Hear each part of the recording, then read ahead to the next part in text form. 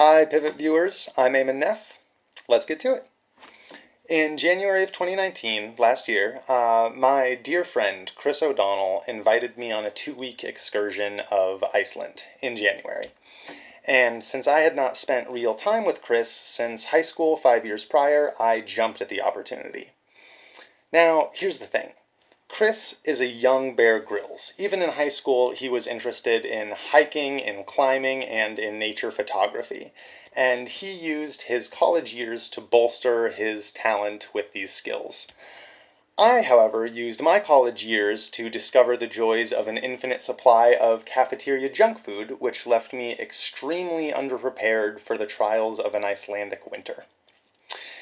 In fact, I was so underprepared that my girlfriend had to insist that I pack an insulated sleeping bag rather than my own sleeping bag, which was basically a paper sack from Albertsons. Despite my girlfriend's sage packing advice, I wasn't in Iceland for very long before I realized I was in over my head. When Chris and I first arrived in the Reykjavik airport, we hadn't slept for over 20 hours, but was Chris tired? Oh, no. He wasn't even slowing down. Immediately after we land, this guy goes out, buys us a rental car, buys us a tent, and we set off to discover the first of over 100 waterfalls that he has mapped out for us to visit in this 2-week trip. Now, when Chris and I went to sleep on a hard clump of ground that night, I was already a bit worried about the direction this trip was taking. I was achy, I was sore, and when I woke up in the morning, the roof of the fence of the tent was touching my face because it had snowed a full 6 inches during the night. Chris, of course, was infatuated with the opportunities that 6 fresh inches of snowfall presented for his photography, so he was a little more excited about that than I was. I reached my tipping point, or rather my breaking point, about 3 days into the trip during a night hike, which is a concept that I didn't even know existed until I met Chris. I was sweaty, hungry, bruised, and not even halfway to the crashed plane that Chris had insisted we find in the middle of the night because he knew that there wouldn't be any other tourists there to interrupt his photos. And we had chosen to do this despite knowing that at 8 a.m. there would be a free shuttle that would walk us on over to the plane so we wouldn't have to do this long hike on the beach in the middle of the night. But Chris wanted night photos, so we were going to get night photos. We weren't hiking long before I started talking shit to myself. Just stuff like, you're such a fat blob, you're being useless, and I'm just muttering to the slush that's melting in my shoe. That's who I'm talking to.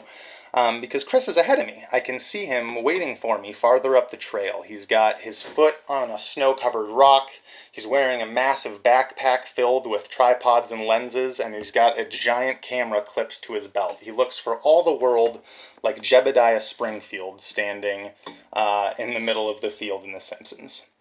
He basically looks as though he has the moon acting as his own spotlight. And it's right here that I just started to lose it. I'm asking myself, why did I come to Iceland? Why did I come to the country that inspired Dante's chilling thoughts on Hell's Ninth Circle? 'Cause I'm not even a fan of hiking, or photography, or ice. And I'm in Iceland. Why am I here? It doesn't make sense. So I'm kind of starting to freak out. But even before I can finish asking these questions and berating myself, I know the answer, because the real answer is that Chris had been originally planning on taking this trip with his girlfriend, but life doesn't always work out the way you intended, and they split up, which left him with an empty seat in his car.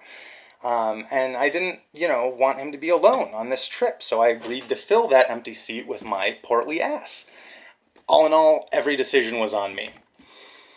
But you guys, here's the thing. Chris was completely right. That airplane crash site that night was one of the most beautiful things and fascinating things that I have ever laid eyes on. How many people get the opportunity to sit on the wing of a plane and look up at every star on this side of the hemisphere? We're not talking about standard stargazing either. We are talking about 3 a.m., no light pollution, sitting in the cockpit of a destroyed plane in the middle of a beach in an Icelandic winter stargazing. That is what we are talking about, and it is absolutely one of the most stunning things I have ever gotten to experience. The beauty and magnificence of that moment redefined the trip for me. My muscles loosened up, I felt more comfortable just suddenly, instantaneously, and the negative thoughts untangled themselves in my head and wove their way out. This one shift in thinking finally allowed me to breathe again. If I had been a fish out of water up to this point, I had flopped and gasped and panicked just long enough to throw myself back into the river, and once I was there, it was good to be breathing again. Situational acceptance is a powerful thing, and I'm glad I reached it. The rest of the trip was one of the best experiences I've ever had. We met and pet wild Icelandic horses that proceeded to bite the shit out of our rental car. We caught glimpses of the astounding northern lights. We soaked in naturally formed hot springs, which sit by alongside some of the most beautiful landscapes that someone could ever imagine. Oh, and yes, we did manage to hit all of the 100 waterfalls that Chris had mapped out for us, so I'd say that was probably the biggest accomplishment of the trip. All in all, I'd say if this taught me one thing, it's that any experience truly worth having to make something really special, it has to start with some struggle, and with some level of discomfort, because that will allow you to form a truly exceptional experience. I'm Eamonn Neff. Thank you for listening.